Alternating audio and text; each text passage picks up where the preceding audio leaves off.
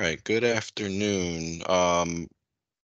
First things first, my name is Bill Sarbuck. I am a supervisor here in the Office of Apprenticeship at the New Jersey Department of Labor. This is a technical assistance workshop for the Women and Minorities in Construction Notice of Grant Opportunity for the NJBUILD program. We're going to go over some pertinent information in reference to that Notice of Grant Opportunity, as well as share with you some details that might be helpful while you're completing the application and the process for getting access to the application. It is not mandatory that you attend this session, but it is a good idea to review any and all information that we provided. For any of you who are stating you didn't register for this event, we'll give you an email address towards the end. Just make sure you email us your email address afterwards, and you can let us know, and we'll make sure you get all the information necessary for the presentation. But we'll share that with you towards the end when we get to the slides that provide details on our unit and contact information. We can also put it in the chat, Lauren, if you want to just enter the apprenticeship unit email address in the chat so that they have that there. So first things first, the mission of our Office of Apprenticeship is to work closely with the United States Department of Labor and to serve as a one-stop shop for employers, nonprofits, secondary and post-secondary institutions that are interested in developing apprenticeship opportunities. We support new and expand on existing pre-apprenticeship and USDOL registered apprenticeship programs. We establish pre-apprenticeship and apprenticeship programs in non-traditional high-growth occupations and sectors. We expand on the New Jersey Apprenticeship Network, which is something that was created under Governor Murphy. And we're looking to facilitate interactions between industry, educational institutions, training providers, and job seekers. The goal here is to make those connections so that we can ensure that both people who are interested in finding apprenticeship opportunities and employers or training providers who are out there trying to put together apprenticeship opportunities have a way to communicate and find each other. We look to better align secondary, post-secondary, adult education, and occupational training to meet the labor demands that are unique to the state of New Jersey, so that we can develop career pathways that lead to economically sustainable wages. Those pathways exist for some occupations. They don't exist for others. They exist for certain populations throughout the state, and they don't exist for other populations. So our goal is to eliminate any barriers to those career pathways and to create ways for individuals to find those pathways through programs like the Women and Minority in Construction program. We look to help apprentices earn college credits and access robust career counseling and increase the diversity and inclusion in apprenticeship programs. And we also look to remove economic barriers to training and upskilling our workforce through targeted investments. Next slide. So I mentioned the New Jersey Apprenticeship Network and that it was started under Governor Murphy, but here is some basic information on that network. The vision of the New Jersey Apprenticeship Network is to develop sustainable talent pipelines by aligning pre-apprenticeship and apprenticeship programs with the needs of employers, training providers, and job seekers. The New Jersey Apprenticeship Network is focused on driving economic development through skills and educational attainment. It's also focused on concentrating efforts on sector-focused, demand-driven training and education programs that lead to better paying careers, advanced credentials, and skills attainment. And finally, it's focused on developing an ecosystem that provides multiple years of economic support to businesses and individuals for occupational skills training, leading to sustainable wages and upward mobility for workers and increasing talent pipelines for employers. The goal here, as I said before, is to really enhance the marketability of the workforce so that they can find the jobs and enhance the ability for employers to find those job opportunities. So that's a piece that is important. So what is registered apprenticeship? A registered apprenticeship program is an approved program by the United States Department of Labor, and that is industry driven and with a structured training program that allows for an apprentice to earn while they learn. What that means is that they're earning a salary while they're learning all the ins and outs of being capable of doing the job. there's a minimum requirement of 144 hours of related technical instruction, also known um, as classroom training or classroom instruction, and a minimum requirement of 2,000 hours of on-the-job training. These requirements are on an annual basis. So annually, you have to receive a minimum of 144 hours of classroom training and 2,000 hours of on-the-job training in the occupation in which you were approved for the registered apprenticeship. The complexity of the registered apprenticeship program depends on the needs for the occupation, and it's dictated through the registered apprenticeship program, and it usually ranges from anywhere from 1 to 5 years. Ultimately, for additional information on this, you would reach out to the United States Department of Labor, and they'd be able to assist you in figuring out how long a training program might be, and share with you ways to develop those training programs and develop that registered apprenticeship. We will share with you contact information on how you can reach out to USDOL if you're interested in creating a registered apprenticeship. Just for clarification purposes, it's not mandatory for this NJBuild program that you create a registered apprenticeship program or that you're trying to place individuals into a registered apprenticeship program, but it is recommended, and it is possible that you could be going that route. And I want to make sure that we share this information so that you just have some basic information about registered apprenticeship from the start, and understand where and what the expectations are. So first things first, the first thing that you can expect if you're in a registered apprenticeship is that it's a paid job. The participants are going to earn as they learn, with a guaranteed wage increase as they develop new skills. Secondarily, they're going to receive credentials. These are going to be industry recognized credentials that are nationally portable so that they can utilize them if they move from one state to another. They'll receive education, that workplace relevant skills in the field of their choice, and they'll also receive on-the-job learning, which will be invaluable to really getting comfortable with the skills that they're learning in the classroom. There's the potential for degree attainment or degree at least credits in some of these registered apprenticeships.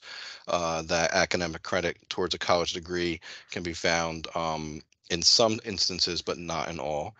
And then there's also mentorship, where they'll connect with mentors in the chosen industry uh, with the employer that they're placed with, and they'll help them in advancement for their career. Next step. So here's some basic apprenticeship by the numbers information that we can provide to you now. This is where we are now in comparison to where we were possibly back before Governor Murphy took office. So currently we have 8,788 active apprentices in New Jersey. 1,152 of those, we have 1,152 total registered apprenticeship programs in the state. Back when Governor Murphy took office in January, or since Governor Murphy took office in January 2018, we've registered 541 new registered apprenticeship programs, which is an 89% statewide increase. We've hired 16,107 new apprentices, and we've issued 7,994 new industry recognized certifications of completion. When I say we, I'm not referencing just the New Jersey Department of Labor. I'm referencing New Jersey as a state. According to the data from the last quarter of 2017, total apprentices has increased by approximately 2,005 apprentices. We were at a number of 6,783 back in January 16th. Back in 2000, last quarter of 2017, and we're now at a number of, as we said, 8,788. This is the highest level in New Jersey since 2013. This growth trend amounts for a 30% net increase statewide in active registered apprentices. So as you can see, the investments that we've made in New Jersey in apprenticeship have shown to have created an increase in the use and the placement of individuals into registered apprenticeships. Next slide. So now I'm going to hand it over to Lauren Kremper DiFilippo, who will speak a little more about the NJBuild program and the funding that we're looking to provide to you now. Hi, everybody. So what is New Jersey Builders Utilization Initiative for Labor Diversity, or NJBuild for short? Funding for NJBuild is provided through the Annual Appropriations Act and PL 2009C335. NJBuild is designed to provide training opportunities for minorities and women in construction trades and construction related trades so that minorities and women can realize equal employment opportunity in public contracting. All state agencies are required to pay 1/2 of 1% of the total cost of construction contracts that are equal to or greater than $1 million to the New Jersey Build Fund immediately upon award of the contract. As an overview, the Women and Minorities in Construction Trades program seeks to eliminate economic barriers commonly associated with an individual's inability to invest in skills, training, and work readiness, and connect women and or minority populations to quality career and training opportunities in the building and construction industry. NJ Build aims to strengthen access to employment and training for women and minorities in the construction trades. The mission of the program is to promote outreach occupational skills training, including but not limited to pre-apprenticeship training in the construction trades, registered apprenticeship, and on-the-job training for female and minority residents of New Jersey to prepare them for entry in a registered apprenticeship or employment in a construction-related job. The primary goals and objectives are to increase opportunities for women and minorities to acquire skills, increase employment opportunities, and benefit economically from construction and infrastructure projects within New Jersey. Assist public works contractors, businesses, and trade unions in meeting their workforce needs through the recruiting and training of women and minority populations. Engage contractors in the development and provision of construction-related training, provide workforce readiness and occupation-specific construction-related trades training, and assist participants with job placement services in the construction-related jobs or registered apprenticeship programs with a pay rate of, it says no less than $15 per hour, but please note that there is going to be an increase in minimum wage, so the number will change to $16 per hour. Right, yes, the NGO currently says $15 per hour, but as most of you probably know, New Jersey's minimum wage will increase above $15 per hour starting in January 2024. So we're increasing the requirements of the program to a minimum of $16 per hour. So by the time this grant actually starts, the minimum requirement will be $16 per hour, just for clarity purposes. Expectations to prepare women and minorities for employment and or placements in registered apprenticeship programs within the building and construction trade occupations or other industry occupations, and provide quality support services to ensure success for placements into employment. Funding must be used to support training in the construction and building trades industry, including lead abatement occupations, occupations within the construction craft, administrative support, or operational occupations are acceptable. This includes professional titles as well as skilled trades.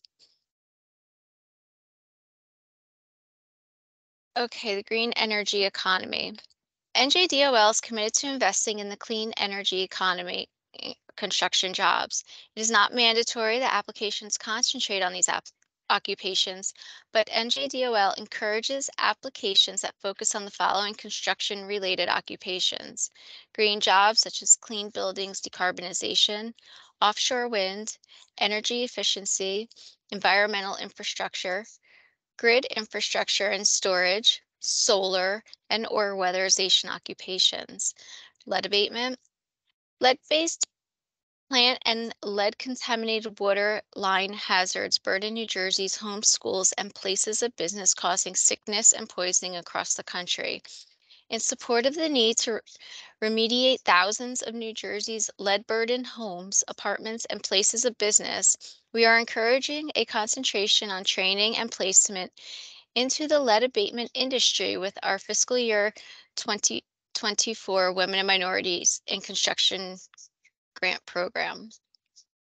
As it says at the beginning, it's not mandatory, but it is a field in which if you were thinking about or interested in training individuals and finding help for them to find jobs in those areas, those would be a good starting point for you to kind of concentrate your trainings.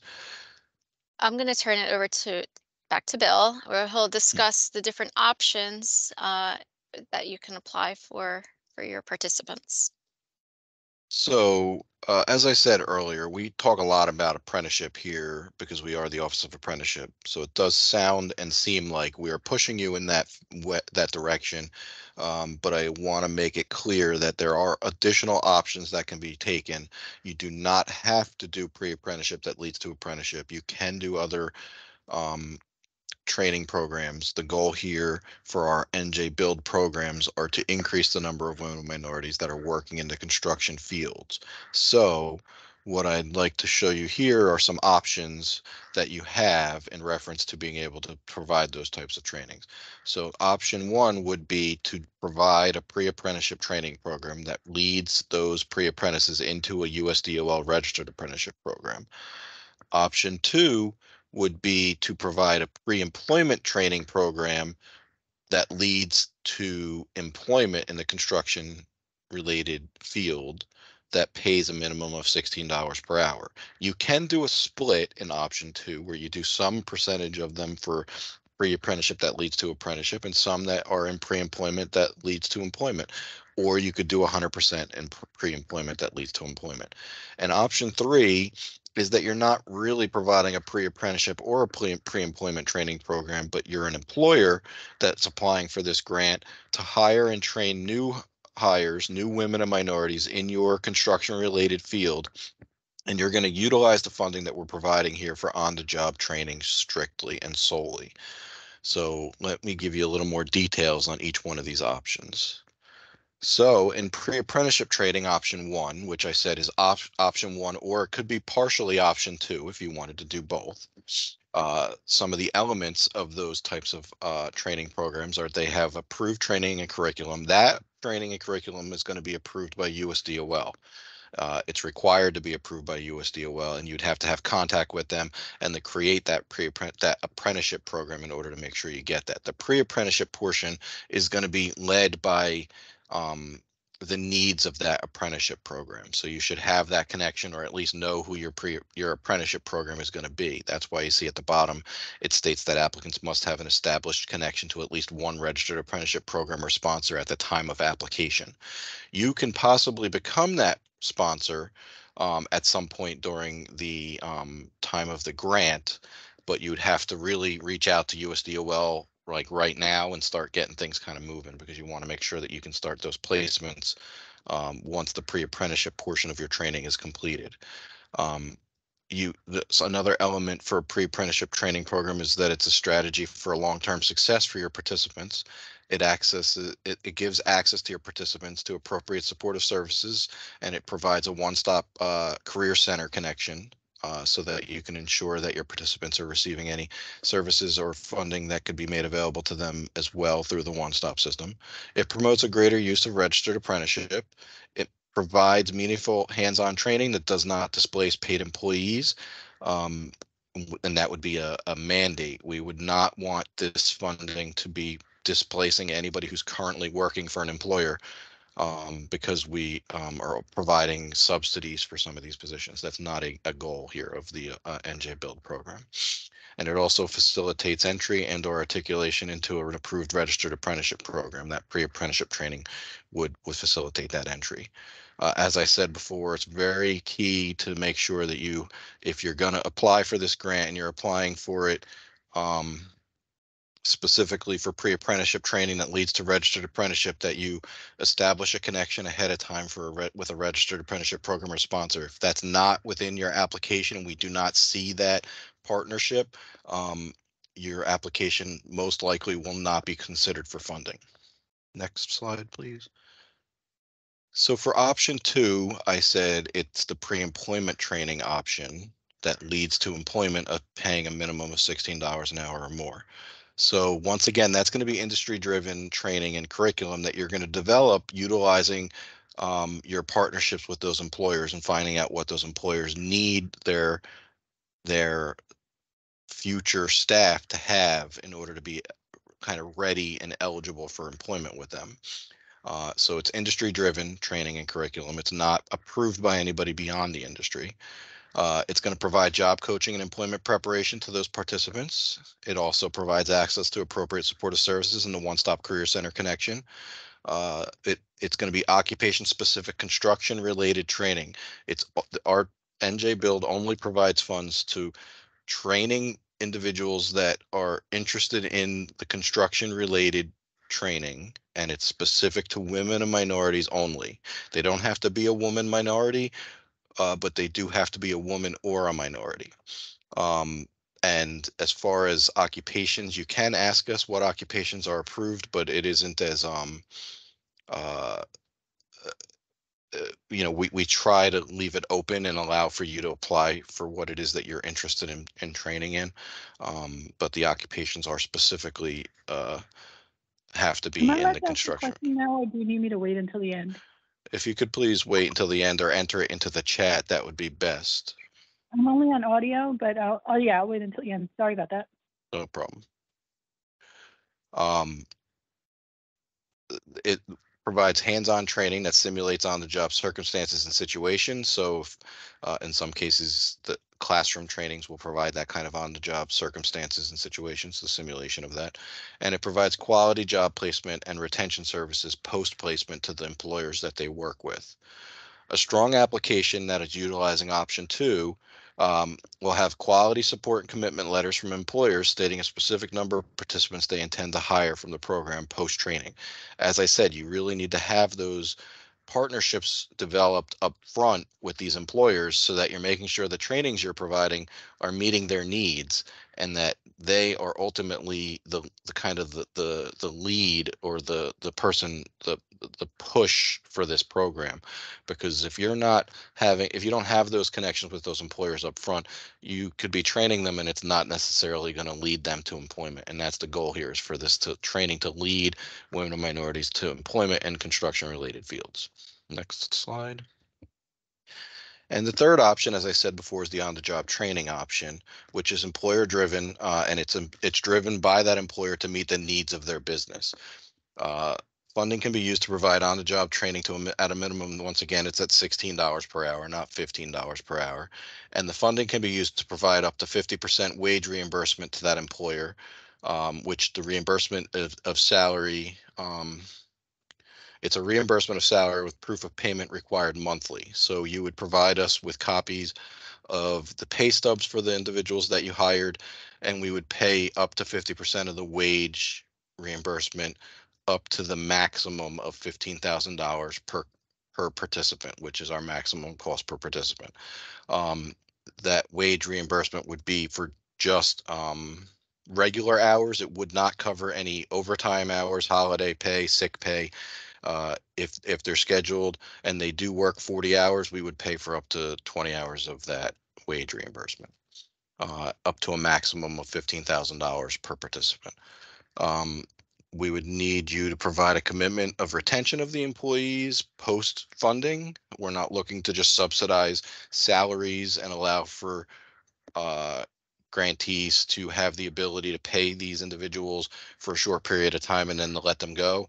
And you'd also have to provide us proof that you're not looking to displace existing employees by hiring these individuals for the subsidy as well. A strong application for on-the-job training is going to provide a detailed description of the on-the-job training program that they're going to provide, with a timeline and detailed assurance to us of the retention of these participants, as well as comfort that the program will not displace existing employees. Next slide. So now I'm going to hand it back to Lauren, who's going to talk to you a little bit more about the actual program deliverables and outcomes. Okay, so deliverables. The following objectives have been established to achieve the goals of increasing opportunities for the employment of women and minorities in the construction industry, and to address the building and construction industry's need for better prepared apprentices and employees. One, to recruit participants through active marketing, recruitment, and outreach strategies. Two, to provide pre-employment or pre-apprenticeship training to prepare eligible participants for jobs within the construction industry. Three, to provide job coaching and employment preparation to women and or minority individuals. Four, to assist with job placement services targeting employment in a USDOL registered apprenticeship program or other construction related employment paying no less than like we said, $16 per hour. And 5, to obtain sustainable employment in any building and construction trades occupation or in ancillary occupations associated with the building and construction trades. Program outcomes: participants must participate in all components of the program, graduate a minimum of 75% of program participants from the training program, place a minimum of 75% of program participants into either a USDOL registered apprenticeship program or into employment within a construction job with a starting wage of at least $16 per hour, conduct follow-up for job retention post-placement, earn a minimum of one industry valued credential, and also assist participants to acquire such documents such as driver's license, state ID, birth certificates, etc.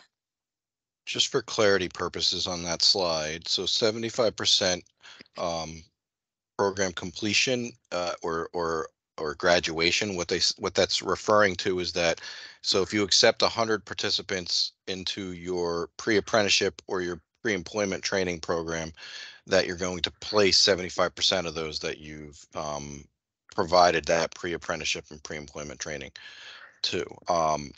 And that you're going to place 75% of them, of those that complete, into either a registered apprenticeship or into a job paying a minimum of $16 per hour. For those of you who joined our call a little late, you'll notice the slides say $15 per hour. The NGO was posted, and then after it was posted on, we noticed that the minimum wage was actually going to increase above $15 per hour in January. So we're increasing that requirement for this notice of grant opportunity to $16 per hour. The NGO actually has been replaced in the system, and it does state $16 per hour now. But for those of you who saw the NGO previous, we left the slides this way just so that we can clarify it to you in this technical assistance workshop. But that's why you'll see it says $15 per hour on this slide, but we keep referencing $16 per hour. Sorry, Lauren, if you want to. No problem. So case management, supportive services, and job coaching. Applicants are required to provide the following services: assessment of program participants to determine if additional supportive services are needed, provide ongoing case management services during the training program and after job placement. Each participant must obtain at least one industry recognized credential, and provide job coaching and job placement services linking participants to USDOL approved registered apprenticeship programs and or trade related employment. Grantees can include need-based stipends in their budgets to enable participation. Stipend payments can be paid to the participants on a biweekly basis and cannot exceed $250 per week. Funding and contract information. Funding for fiscal year 2024 is expected to be $3 million and is contingent upon availability of funds. Organizations awarded in fiscal year 2023 women and minorities in construction trades contracts are not eligible to apply for fiscal year 2024 funding. The round one application is open to those eligible organizations not funded in fiscal year 2023, as well as new applicants. Competitive proposals will have a cost per head of a maximum of $15,000. Funding from this grant announcement shall be used to support training in the construction and building trades. Any construction craft, administrative support, and operational occupations are acceptable. This includes professional titles as well as skilled trades. The contract length will be 18 months, and awarded applicants will have administrative responsibilities, including but not limited to archiving records, completing monthly reports, and attending required meetings. Let me clarify the $15,000 maximum per head, because this does sometimes come up and confuse people. If you're asking for $150,000, you must serve a minimum of 100 participants. Quick and easy. If you want $200,000, divide it by 15,000, and that's the minimum number of participants you need to serve. You can't tell us you're going to serve 12 and a half, obviously, so you're going to serve 13 individuals, because unless you're going to figure out a way to split someone in half, you can't do it. But at the end of the day, just for clarification purposes, make sure your applications are not looking to award your organization more than $15,000 per head, because if it does, it could negatively impact your ability to be considered for funding, or at least negatively impact your scoring when it goes to panel, because panel's going to think that you're asking for more than what's allowable within the grant opportunity. Like I said, the easiest way for you to figure out what the maximum amount of what number of participants you need to serve, the minimum number of participants you need to serve is going to be, is to take your total budget amount and divide it by 15,000, and that'll tell you how many participants you need to serve. If you're not going to be capable of providing services to that number of participants with the money that you're requesting, you'll either have to reduce how much you're asking for, or this may not be the proper training program for you to apply for in order to be able to meet the needs of your organization. It really is up to you. I will say $15,000 per participant is rather high within our building. We usually don't provide anything at that level. But because we understand the needs of the population when it comes to this field, and the trainings that are required are a little pricey. That's why we do increase it, and we allow for a maximum of up to $15,000. Doesn't mean that you have to charge $15,000 per head. It's really up to the needs of your organization. You obviously want to take into consideration what would make your proposal more competitive. Sometimes it might make it more competitive to have to serve more people for a lesser amount of money. At the end of the day, it's a competitive proposal that everybody that applies for the grant is considered equally based on what they submit in their application. So your application is going to be reviewed for a lot of different things, and one of the things that it'll be reviewed for is that cost per head for the participants that you're providing services, and what it is that you're looking to provide them with while they're within your organization receiving those trainings. So it's just some information to keep in mind. Okay, the application process. Okay, here's your proposal components, and these are all required documents, and all required information must be submitted in the IGX system.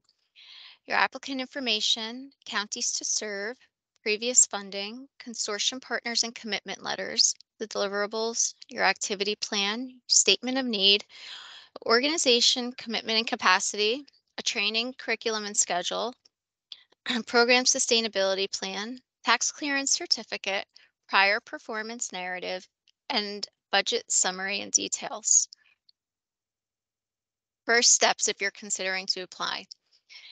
You want to ensure that you're an eligible entity to apply, and you can refer to that list on page 7 of 8 of the NGO.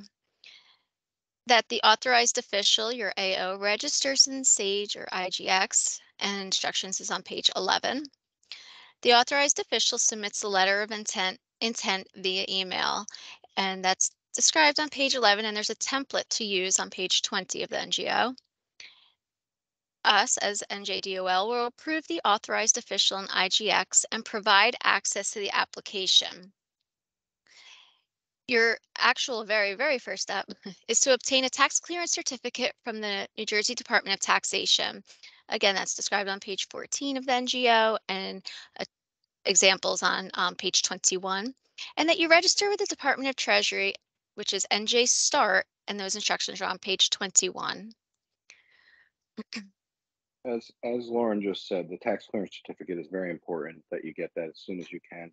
Please don't wait until you are days away from your submittal time in order to reach out to the Division of Taxation in order to get that certificate of tax clearance, because it does sometimes take some time, especially if your organization runs into issues. My suggestion to you is that if you are interested in applying for any grants with the state of New Jersey, that you apply to get one of those certifications within every 6 months. They're good for 6 months. If you received one within the last 6 months, it's good right now. But if not, you should reach out and get a new one so that you have it on file and you can use it for any grants that you're applying for. Please don't wait, because like I said, sometimes they get bogged down, especially during certain times of the year at taxation. And they have definitely gone away from trying to get things like this done for people quickly, because ultimately they say it affects their ability to get other things accomplished within their organization. So I'm just giving you guys the heads up that that does sometimes come up as a sticking point, because we can't move your application forward into panel without that tax clearance certificate. It allows for us to know that you do not have any liabilities with the state of New Jersey currently. Therefore, we wouldn't be able to even allow your organization to move into the panel and to be considered for funding if you don't have that tax clearance certificate up front. Secondarily, she's going to show you what the letter of intent looks like now, but the letter of intent is very important that you get that to us as soon as you possibly can, so that we can give you access to the application right away, because we don't want you waiting till the last second to get that application completed and submitted to us. So I'll just hand it back to Lauren and let her finish up on this section. Yeah, here's the template. It's found on page 20 of the NGO attachment 1. And we request that you use this exact template. And a very important number to provide is the unique entity identification, the UEI number. It's a newer number. So please be sure to get that number and have it on this letter, or else it'll get kicked back for you to get it. And please make sure it's on your letterhead. It's very important as well. In-depth look of the proposal, your activity plan. Your proposal is to include specific objectives and training plan, a timeline for recruitment to job placement enrollment in the registered apprenticeship, detailed outreach and recruitment plans, post-placement follow-up, and your comprehensive program plan is strongly encouraged. You'll see here that there's a max number of pages for each of these sections, and it's only a guide. There's no minimum, but this is the suggested maximum. Your statement of need. Specify construction needs in the region. Demonstrate a need for placement and services for women and minority populations. And your projected number of apprenticeship opportunities if applicable. The organizational commitment and capacity. You want to describe a commitment to addressing the needs identified. Provide the organization support for implementing the project, and provide experience that will lead to the success of the project. A program sustainability plan is to describe a strategy for long-term success absent of this grant funding. Your training curriculum and schedule. Your curriculum outlining training components, including associated hours for completion of each component. It should be based on industry standards with the goal of preparing participants to enter a registered apprenticeship or a job paying minimally $16 per hour. Must be focused on basic skills instruction, workforce readiness instruction, and occupation-specific construction trades training, as well as provide recruitment strategies and also the attendance policy. Your prior performance narrative is only required if you received prior state funding or a similar program. Describe performance, including your outcomes, effectiveness, and success in meeting goals and objectives of the grant. Evaluation criteria. All applications are considered new applications and will be evaluated based on quality, comprehensiveness, completeness, accuracy, and appropriateness to the NGO. This is a competitive process, and applications are reviewed by a selection committee using a pre-established set of requirements. And at this point, I'm going to turn it over to my coworker, Al, who will go over the IGX system. Hello, good afternoon, everybody. Okay, the next set of slides will review registering in IGX and navigating through the various steps for completing the Women and Minorities in Construction application. IGX is an online database that we utilize for all the steps of the grant process, including completing the application to apply for grant funding. Previously, we used a system called Sage, which is the predecessor to IGX. Since Sage and IGX are related, if you were previously given access to Sage within the past 2 years, you do not need to re-register for IGX. Your login credentials were migrated over to the IGX database. Also, if you already have an IGX login, you do not need to register for access. You can use your existing credentials. That would have been in the case where you would have applied for another type of grant through our system.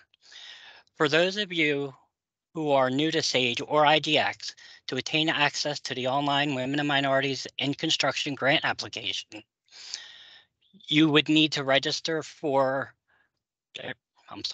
access to the database. As Lauren had mentioned, the first two steps that need to be completed to apply for the grant opportunity are requesting access to IGX and secondly, mailing the letter of intent to apply for this grant. The IGX registration provides you with access to the application, and the letter of intent lets us, the New Jersey Department of Labor, know which application to give you access to. That is why both of these steps should be completed at the same time. If you only complete one of these steps, you will not be able to start the application. So to register in IGX, the first step is to visit the website at njdol.intelligrants.com. While on the web page, navigate to the login box and click the hyperlink that says New User. When you click that link, the registration form will appear. Complete all the information requested on the registration form. At the bottom, there will be a section to indicate the grant program that you are applying for, where all you need to do is type in WMIC or Women and Minorities in Construction. When all the information is entered, click the register button to submit the form. Again, this alone will not give you access to the application. You still need to make sure that you send in the letter of intent to get approved for your access.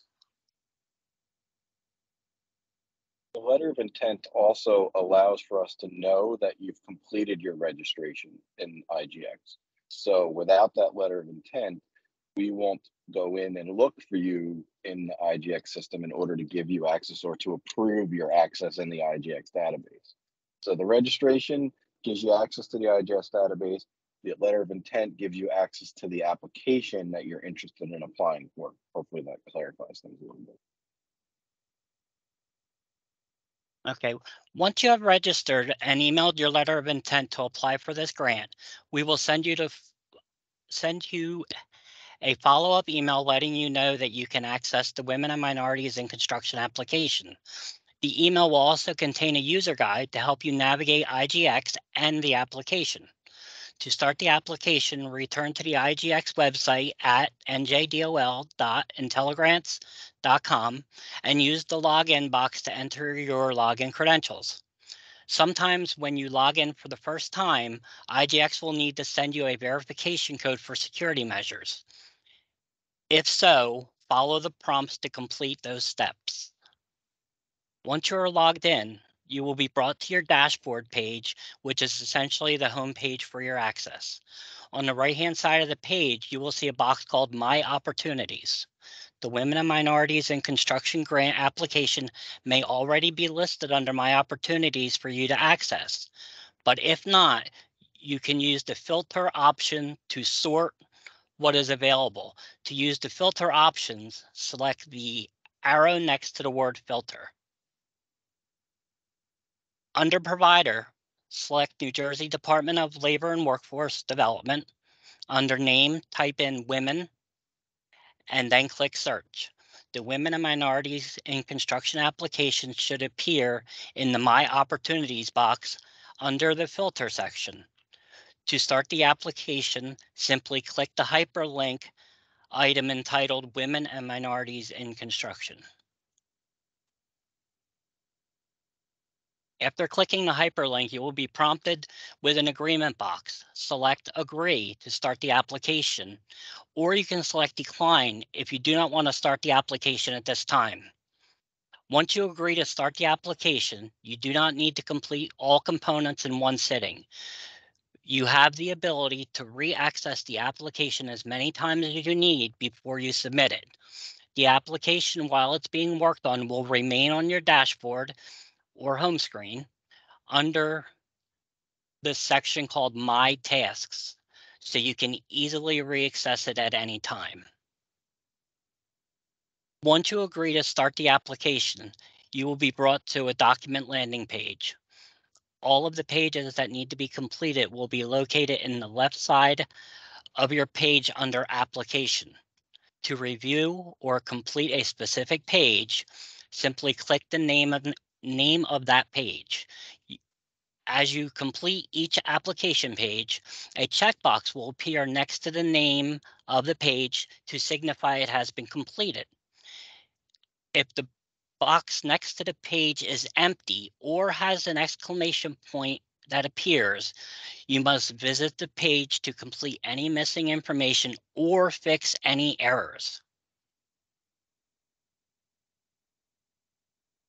All of the pages have been, after all of the pages have been completed and you are ready to submit the application, your authorized official or agency administrator, who's usually the point of contact for your grant, then has the ability to submit the application for consideration. To submit the application, use the navigation panel on the left side to scroll down to the section entitled Status Options. Under Status Options, you will see Application Submitted. Click the Application Submitted status. A box will appear asking you if you are sure you want to submit your application, which if you are, you should just click OK. If a data validation box appears instead of an agreement box, you have errors within your application pages that need to be corrected before you can submit. If that is the case, revisit the pages listed in the validation error, correct the errors, then try to do the status change again for submit. After you agree to submit the application, you will notice under status options that an application canceled option appears. This does not mean that your application is canceled. Please do not click that option. All this means is that the cancellation status option is the only one available now since you submitted the application. If you have questions about whether or not your application was submitted, please feel free to reach out to our team at the email that's provided. Important dates to remember.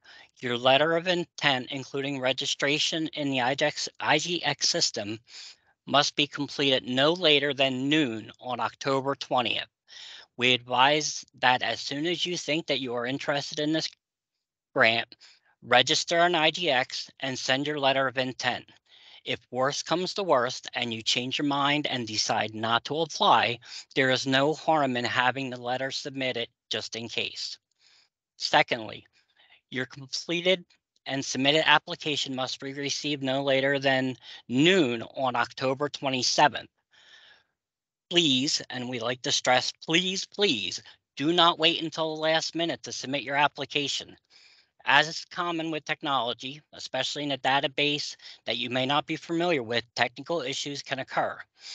Do yourself a favor and allow enough time to troubleshoot any problems that arise so you can have everything submitted timely. Also, do not wait until the last minute to ask questions about issues you encounter. The application deadline day gets crazy. We're a small team and we only have time to take so many last minute calls right at the deadline. You don't want to miss the deadline because you're waiting until the last minute for help. This deadline is strict and rarely exceptions are made, so please allow yourself time to ensure that you have everything completed, putting your best foot forward. Lastly, final decision on awards will be communicated to the applicant no later than 45 days following the panel review. This is the contact information for our unit. Jim Manning is our Chief of Contract and Programs, and Bill Sarbuck is the Contract Administrator 3 in our unit and supervises all grant programs. For any general inquiries or technical assistance, The best way to ensure a response is to email the apprentice unit inbox. The emails from that inbox go to everybody on our team, so somebody can get back to you right away. And that concludes our presentation from the Women and Minorities Construction Grant. I'll hand the presentation back over to Bill so he can answer any questions that you may have. Great, thank you.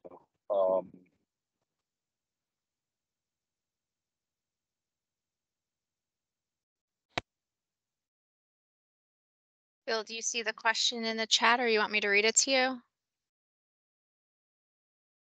One thing I'd like to make sure that I add is, during the application. Can you guys hear me? Sorry. Not well. It's choppy. Okay. Yeah, you can read them to me, Lauren. Okay, there's just one question at this time, and it is this. Is there a preference towards awarding businesses that are a women-owned small business or veteran-owned, or having subcontractors or partners with those certifications? So for clarity purposes, the NJBUILD program is not specific to being awarded to women owned or minority owned businesses. It's specific to training for women and minorities. So there is no preference given to women and minority based businesses who apply for the grant, but it's definitely something that would possibly benefit recruitment and strategies to meeting the needs of women and minorities.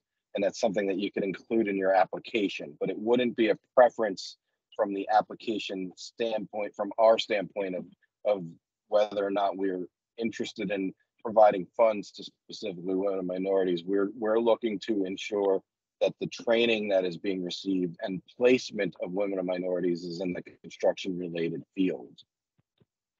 Hopefully you guys could hear me and hopefully it was clear. And then there was a second question, which was, what is the payback period for the grant award? So the payback period is on a monthly basis. We do reimbursement grants only here at the New Jersey Department of Labor. So you would pay it out this month, and then next month we would reimburse you for anything you paid out in the previous month. It's an 18-month contract, so you would be reimbursed on a monthly basis every month for 18 months. I'm only on audio, so I can't type the questions. Can you, Okay. So this is Dr. Muslim. I had technical difficulties at the beginning, so I apologize if you already announced this. But is there a specific language component? So my community, a lot of people speak Arabic. They speak, minimum English. But and should I include that as far as like training for not ESL per se, but maybe just everyday language? I know that when I was overseas and I learned another language, there was like basically how to get around type training. Mm-hmm. Yeah, I mean, you could definitely include it in your application, especially if the population that you're looking to serve are going to be English language deficient. But it's not mandatory that you provide English as a second language or any other basic skill instruction. The other option you can have is to, in your community, see if there are any other basic skill providers that provide English as a second language already, and recruit your participants from there rather than recruiting them off the street. You know what I mean? Yeah, there aren't for women. Yeah, thank you for that suggestion. There aren't for women. And so I'm a PhD, just to give you my background, I'm a PhD in engineering, MBA, and I'm also, my company is a leadership and wellness in engineering company. And so just for women, I did look into ESL programs. A lot of them are specifically focused on Spanish as a first language. And so that's why I thought that this would be a good connection point between those two kind of gaps. And Jersey, I'm in Jersey, based out of Jersey City, New Jersey. It's supposed to be a sanctuary city, but there have been some challenges just with, sidebar with other legal and political situations right now. And so, the visibly Muslim women community is one of the most marginalized and one of the most vulnerable. And so I'm excited about this program. Thank you for having this call. And if there's anybody, once I have everything together in the checklist, is there somebody that I can contact as far as like just before I hit that submit and everything is final, just as like a maybe 15-minute working session just to make sure, yes, this is good, or you'll be stronger if you do X, Y, Z? So as far as just like we application can't review your application for you and give you instruction on what would make your application more valuable, because ultimately that negatively impacts competitiveness of the grant. So we can review it and tell you if you've completed all sections, but we can't review it and tell you what might make your application better, unfortunately. Of course, sorry, I didn't mean it that way, but yeah, just to make sure it's complete and yeah, just not like, oh, you missed it because you missed this one DUNS number, which has happened to me. Like, dang it, 300-page application and that one number was missing. So. And just for clarity purposes, we would never not consider your application necessarily for missing, for not having your UEI number, the unique entity identifier that Lauren was speaking about earlier. That's a number that you get through sam.gov. You're very aware how backlogged that system is and how difficult it is sometimes to get it. So we wouldn't not allow you to apply without that UEI number, but it is mandatory that you get it in order for us to issue any funding to your organization. So if you were awarded, you'd have to have that UEI number in place before the award process completed. So that's just some basic information for you guys so that you all have it and that it's clear. But as far as we would work with you to the best of our ability if you are missing something minor. And as far as like reviewing it and telling you, the system will most likely tell you that you're missing something if you are missing something. But we can definitely, you can email the apprenticeship unit at dol.gov email address, and we can definitely reference it and let you know if everything is at least attached and that you should be able to submit. That's basically the most that we can do individually for your organization, but we would be happy to provide you with that kind of information. That would be great. And just to be clear, like some of the systems, like the JET system, it's a naming convention, so I didn't know that they don't allow underscores, so it kept giving me, and the error messages, as you know, with government systems, aren't the most clear. It just said file be rejected. And it took a call, being on hold for 30 minutes to be like, oh, well, you have underscores in the name, so just take those out and it'll accept it. So I meant like things like that aren't maybe as easy. And then also, does the government shutdown affect, so say I, have everything and I'm waiting for the SAMs or some kind of, information. Do you have a contingency plan if there is a government shutdown, or I don't know how that works? UEI, what we usually suggest is that you get started. I mean, there's a 45-day, hopefully we don't have to worry about the shutdown within the next 45 days. So this would be a primary time for you to be doing what's necessary in order to get that UEI number and go through the sam.gov system in order to get it, so that you hopefully aren't affected by any of that kind of stuff. But we work with you. We'll make it work to where we can get you access to the funding if you are awarded. Obviously the UEI number is really the only thing that we need only for the purposes of funding. That is a federal requirement. Our funding for this grant is state funded. It's not federally funded. So we aren't affected by any shutdown as far as the grant itself. So the grant is available. It will be available. There will be nothing with effect that's affected by the federal shutdown if that was to occur in reference to the funding that we have made available here today. Great. Thank you so much. No problem. Are there any other questions in the chat? Is there anybody else that would like to unmute and ask their question rather than posting it into the chat? Is there an opportunity to ask more questions about the program after this meeting concludes? So you can email us at apprenticeshipunit@dol.nj.gov. We possibly can provide you with some additional insight. Just understand that there are certain questions that you may ask that we cannot answer without sharing all of the information that we provide to you with everybody else who has expressed interest. Remember, it's a competitive process, so we can't competitively increase your likelihood of receiving funding over somebody else's, but we can answer basic questions that are not specifically going to negatively impact others or positively impact your application. Regarding the maximum of 15,000 per head extracted from the total budget, I just wanted to clarify that this also includes admin costs, instructor fees, and the like. It includes every cost that you are budgeting and bill and hoping to be able to bill the grant for. So like I said, if you at the end of the day have a budget for $300,000, divide it by 15,000, it has the minimum number of participants you must serve.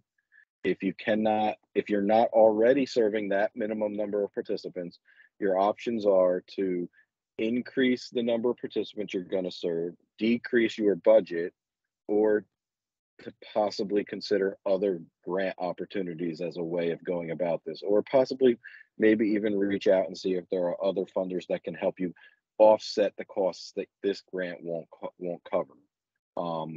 But at the end of the day, our maximum is $15,000 per participant. So for clarity, easy purposes, you ask for $150,000, you must serve a minimum of 100 people.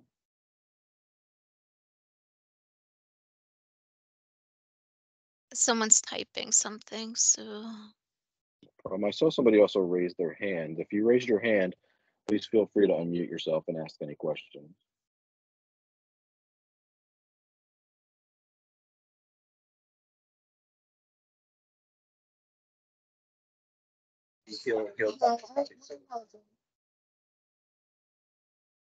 Somebody unmuted themselves. Did you have a question? Yeah, she doesn't even. Alexandria, Yes. B, do you have a question? Yeah.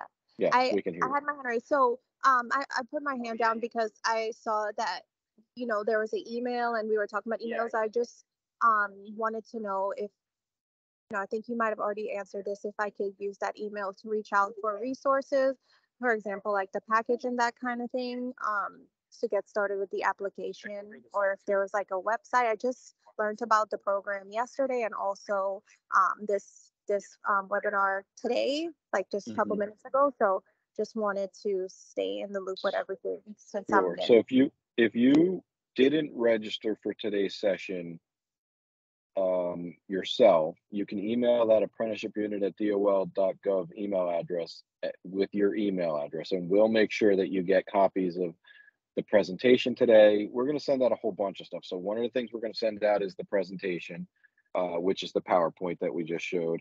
Another thing will be a frequently asked questions document, which will include a link to this entire presentation in it as well at the very end of it. Provide you with information on how to get your UEI number through sam.gov. We'll provide you with contact information for USDOLs in case you need to reach out to them for reference and information about registered apprenticeship if you are interested in starting one. And we'll provide you with the notice of grant opportunity information so that you have access to that. So we're going to provide you with all of that information right after this training, probably in the next day or two, depending on how long it takes us to get this recording posted. But ultimately, yes, you'll get all of that information. And for anybody who's here today who didn't register for the event, like I said, email apprenticeshipunit@dol.nj.gov.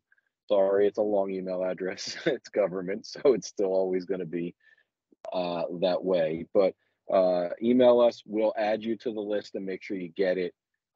If for some reason in a couple days you don't get anything, email us again and we'll forward it to you.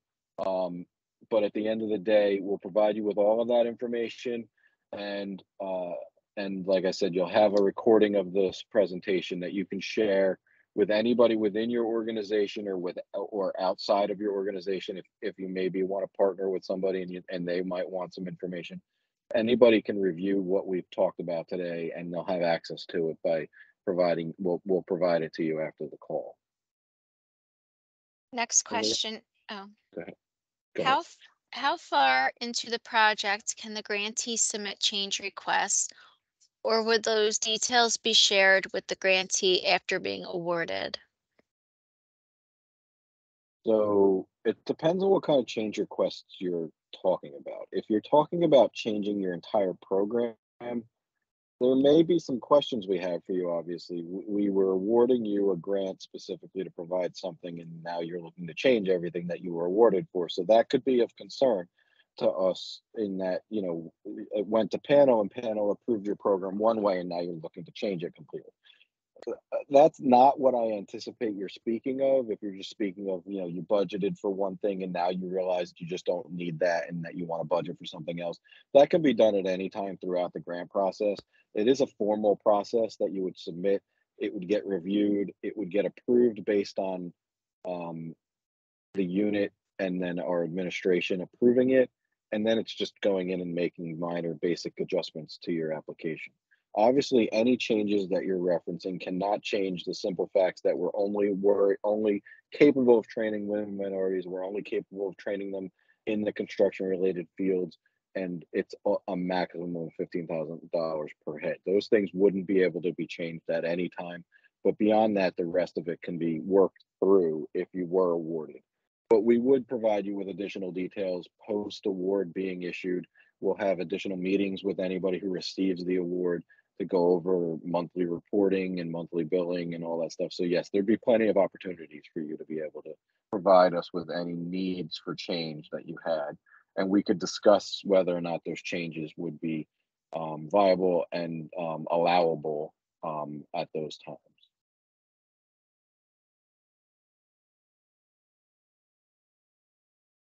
Anything else, Lauren? No, that's wait, how many grantees is the DOL expecting for this grant? So we're not going to have a maximum number of grantees that we anticipate funding, but we do have a maximum of $3 million available. So if we get 3 grants that get approved with the highest scores and they're each asking for $1 million, then those 3 would be ones who are awarded. The likelihood of that is very small, obviously, but I'm just giving that as an explanation. We're looking to fund the first however number of applications that we get that are funded based on their scores. So, you know, you're going to be your application will be scored by a panel of individuals chosen by the Department of Labor based on a set grouping of metrics for the scoring. There is some basic detail to it within the notice of grant opportunity that you can find towards the back, but ultimately those scores will be what we utilize in order to make recommendations to administration for how much funding, how many organizations and how much funding we're looking to provide. But it'll be up to a maximum of $3 million. It could be 10 organizations. It could be 6 organizations. It could be for $3 million. It could be for only $2 million. If we only have $2 million worth of applications that get approved from panel, then we are only going to fund the $2 million. So it really depends on how well developed your program is and how well your program meets the requirements of the notice of grant opportunity, which is really what you should concentrate on right now and up front is trying to meet the needs of the requirements that are listed within the notice of grant opportunity. So you give your organization the best opportunity for the funding. And another thing to make, abundantly clear, and I apologize if we've said this too many times, is to really just concentrate on not waiting until the last second to get started and to get this stuff submitted to us. The longer you wait, the less time you give yourself to put together a quality application. It also limits your organization from having any kind of hiccups in the process. Those hiccups could be technology based. Those hiccups could be not being able to get documents from organizations that have nothing to do with you. Sometimes those are letters of commitment from your partner agencies. Sometimes those are the tax clearance certificate from the Division of Taxation. You want to make sure that you're getting started on everything as soon as you possibly can so that your application has the best opportunity to give your organization the chance to receive funding. I can't be more clear on that because it really will be what benefits your organization in the long run as far as making your organization most likely to be considered for funding. Okay, we got a kudos that that we did a great job on the presentation and it was informative. And one more question. And lastly, are the results of more recent 2020 to 2022 prior grant awards for this particular program publicly available? So depending on what you're talking about, yes, we have the availability to provide you with knowledge of how much we funded and even the organizations that we funded during those time frames. We cannot share with you or show you what they submitted or supplied to us in order to apply for the grants. But we wouldn't, ultimately it's public funding and public contracts. So, a lot of that can be found right on the website where the notice of grant opportunity can be found within, there's a section for funded grants that you can find some of that information right on our website. But if it's not something that you find there and you had the need to find out who else we funded in the last 3 years, you could reach out to the apprenticeship unit at dol.nj.gov. We can provide you with a directory of the organizations that we funded most recently. That's something that is readily available and you can have access to. But like I said, we would not be capable of providing you with their applications and what they submitted in order to be able to see what was being considered for approval, not to mention things change from year to year, so it wouldn't necessarily benefit you anyway. Hopefully that is clear and clarifies your question.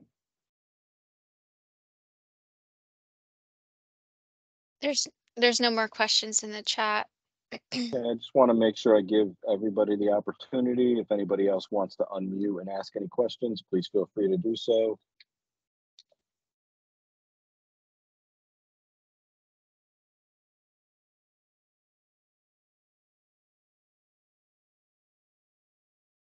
All right, so with that quiet, I am going to expect that means that nobody has anything additional to ask. We appreciate you all taking the time to join us and listen to all the fun information we have to provide to you. As we shared the due dates for the letter of intent and the application, please pay attention to those dates and make sure you stay in line with them.